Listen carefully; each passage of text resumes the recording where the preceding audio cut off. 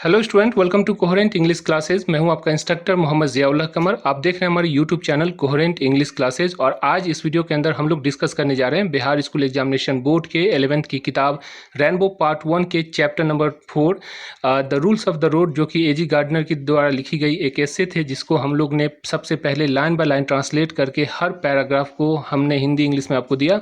और आज इस वीडियो के अंदर हम लोग डिस्कस करने जा रहे हैं एजी गार्डनर के द्वारा लिखी गई जो एस्से थी the rules of the road, उसका समरी। इसके अंदर हम लोग क्या करेंगे, line by line Hindi English translate करेंगे समरी को। और आपने तो बहुत सारी समरी देखी होगी, लेकिन ये समरी इतनी बेहतरीन, यानी छोटी सी समरी और बहुत ही बेहतरीन समरी होगी। जब पढ़िएगा आप तो सारी की सारी चीज़ आपको जो है समझ में आ जाएगी। तो आइए स्टार्ट करते हैं line by line translation with Hindi English translation of the rules of the road summary, ठीक है, जो कि एजी गार्डनर के द्वारा लिखी गई थी। तो आइए स्टार्ट करते हैं। AG Gardner was a British journalist and author. AG Gardner जो थे वो क्या थे, ब्रिटिश पत्रकार और लेखक थे। He was a prolific assist, वह प्रखर निबंधकार थे। आप देखिए यहाँ पे जो टीचर्स लोग होते हैं वो क्या करते हैं कि छोड़ के भाग जाते हैं, ये प्रखर का मतलब नहीं बताते। प्रखर का मतलब क्या होता है, प्रखर का मतलब ये होता है कि वो व्यक्ति जो हर विषय पे बोलने की क्षमता या सलाहियत रखता हो। जैसे मान लीजिए कि कोई व्यक्ति होता है जो डॉक्टर होता है, डॉक्टरी के लाइन में जो है बहुत ही बेहतरीन होता है, वो हर चीज़ को जो है डिस्कस कर सकता है। लेकिन जैसे ही इकोनॉमिक्स की बात आए तो वो जो है नहीं बोल सकता है। लेकिन कुछ ऐसा व्यक्ति होता है जिसको सारी दुनिया की नॉलेज होती है। तो इसी तरह जो ये जो एजी गार्डनर थे, इन्होंने क्या किया, इससे लिखा हर विषय पे, मतलब कि वो शिष्टाचार वाला विषय हो या इकोनॉमिक्स का विषय हो या फिर जो है करंट अफेयर की विषय हो, सारी विषय पे इन्होंने जो है लिखा। यानी ये हर विषय पे, तरह तरह के विषयों पे जो है इन्होंने निबंध को लिखा। तो प्रखर का मतलब होता है वो व्यक्ति जो हर तरह की जो विधा का माहिर हो, मतलब उसके पास हर तरह की चीज़ का नॉलेज हो। And his style of writing, और उनके यानी कि एजी गार्डनर के स्टाइल, मतलब कोई जो शैली होती है लिखने की, यानी लिखने की जो शैली थी, qualified him to be a famous essayist, उन्हें एक प्रसिद्ध निबंधकार होने के योग्य बनाया। क्वालिफाइड मतलब कि योग्य बनाना, लायक बनाना, है ना, सक्षम बनाना, उसको हम कहते हैं। समझ में आ गया। आगे चलते हैं। The rule of the road is very enduring essay, सड़क का नियम एक बहुत ही अस्थाई निबंध है। अब अस्थाई का मतलब क्या होता है, देखिए अस्थाई का मतलब ये होता है कि वो चीज़ जो चेंज ना हो। जैसे देखिए इंसान की सबसे बड़ी ज़रूरत क्या है, सबसे बड़ी ज़रूरत ये है कि उसको हवा की ज़रूरत है। इंसान जिंदा रहने के लिए हवा और पानी की ज़रूरत होती है इंसान को। ये अभी भी उतनी ही ज़रूरी है और 50 साल के बाद भी 2070 के अंदर भी इतनी ही जो है ज़रूरी होगी। यानी इसके बिना जो है नहीं जी सकता। तो ये अस्थाई है, इसमें कोई चेंजेस नहीं हो सकता है। तो इनकी जो निबंध थी, जिस निबंध को इन्होंने लिखा, वो इतनी अस्थाई है कि ये निबंध जो आपको जो हम पढ़ाए थे the rules of the road, वो आज से 54 साल पहले लिखी गई थी। लेकिन आज भी जो है वो जो ऐसे है, मतलब the rules of the road, आज भी उतनी ही महत्वपूर्ण और उतनी ही ज्ञानवर्धक है जितना पहले था। तो इंड्योरिंग का मतलब होता है अस्थाई, मतलब कि वो चीज़ जिसमें कोई चेंजेस ना हो, वो अपने जगह पे मौजूद हो उसी हाल में और उसी तरह जिस तरह से आज से 100 साल पहले था या आने वाले 100 साल बाद भी होगा। समझ में आ गया। आगे चलते हैं। Because it illustrate a very essential point, क्योंकि एजी गार्डनर ने क्या किया है, ये बहुत ही आवश्यक बिंदुओं को दर्शाते हैं। मतलब अपने जो ऐसे में ये जो है, जो कि ज़रूरी जो बिंदु है उस पर जो है प्रकाश डालते हैं।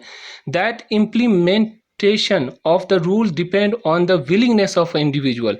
और जो एजी गार्डनर है the rules of the road में ये कहते हैं कि इम्प्लीमेंटेशन का मतलब क्या होता है, कार्यान्वयन, ठीक है। और जो है विलिंगनेस का मतलब क्या होता है, इच्छा।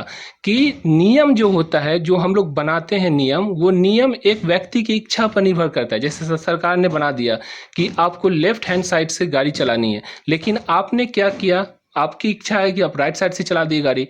तो देखिए नियम आपको सरकार बना के दे देता है, रूल्स सरकार का होता है, लेकिन उस रूल को फॉलो करना क्या होता है, लोगों की इच्छा पर निर्भर करता है। अगर चाहे तो करे, नहीं चाहे तो नहीं करे, है ना। आगे चलते हैं। In this essay AG gardener, यानी इस एसे में the rules of the road के अंदर जो एजी गार्डनर थे उन्होंने क्या किया, emphasise the necessity of certain constant on individual liberty.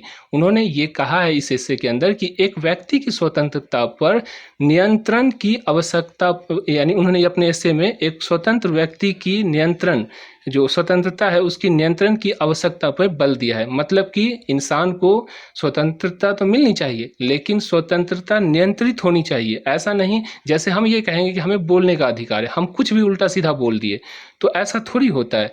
हमारा एक हक है, एक लेवल है, इस लेवल के बाद हम इस विषय पे नहीं बोल सकते। या फिर हम डॉक्टर हैं और डॉक्टर है तो हम डॉक्टर के जो फील्ड है उसके अंदर हम बात कर सकते हैं, लेकिन अगर हम एक लेमैन आदमी हैं और हम डॉक्टर बन के जो है सो लोगों के जो इलाज कर रहे हैं, तो ये जो क्या होता है, ये स्वतंत्रता तो है, हमको लोगों की स्वतंत्रता तो होती है, लेकिन स्वतंत्रता पर नियंत्रण भी बहुत ज़रूरी होता है।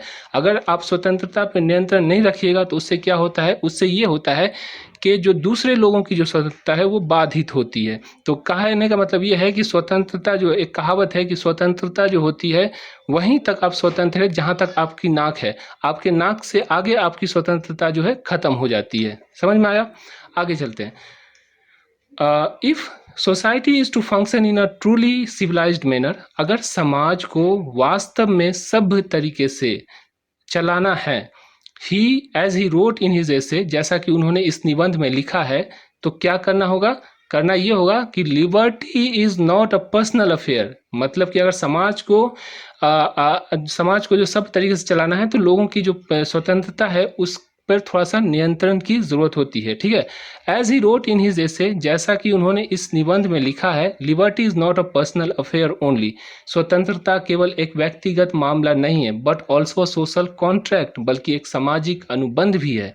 A reasonable consideration for the right of other is the foundation of social conduct, दूसरों के अधिकार का उचित आदर, रीजनेबल कंसिडरेशन मतलब उचित आदर, सामाजिक आचरण की नींव है।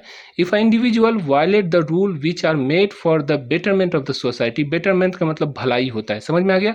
तो if a individual violate the rules which are made for the betterment of the society, यदि कोई व्यक्ति समाज की भलाई के लिए बनाए गए नियम का उल्लंघन करता है तो क्या करता है, उसने will create chaos in the society, तो वो समाज के अंदर क्या करता है, अराजकता फैला देता है। Freedom doesn't means to interfere the right of other, freedom जो होता है वो उसका मतलब दूसरों के अधिकार में दखल देना नहीं होता है। It is an adjustment of mutual interest, यह पारस्परिक हितों का समायोजन। म्यूचुअल का मतलब क्या हो, आपसी या पारस्परिक, समझ में आ गया? यह पारस्परिक हितों का समायोजन है।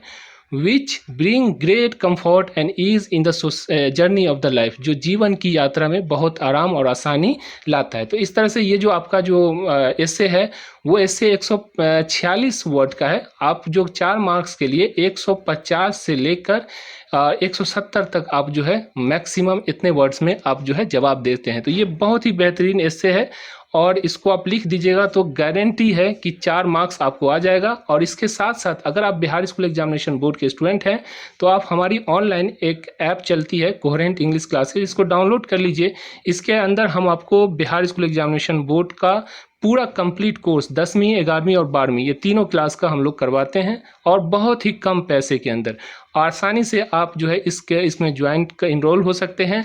और इसमें हम लोग जो लेते हैं वो 400 रुपया, अभी इस वक्त की बात हम कह रहे हैं, हो सकता है ये आगे बढ़ जाए या घट जाए तो हम उसकी बात नहीं कर रहे। अभी 400 रुपया हम लोग लेते हैं जिसमें 368 पेज की जो है किताब होती है, प्लस जो है आपको 74 घंटे का वीडियो होता है जो बुक का होता है, प्लस जो है आपकी ग्रामर होती है।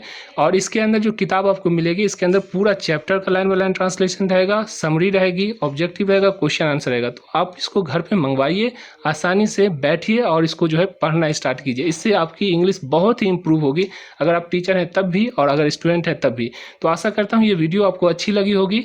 Thank you so much for watching coherent English class.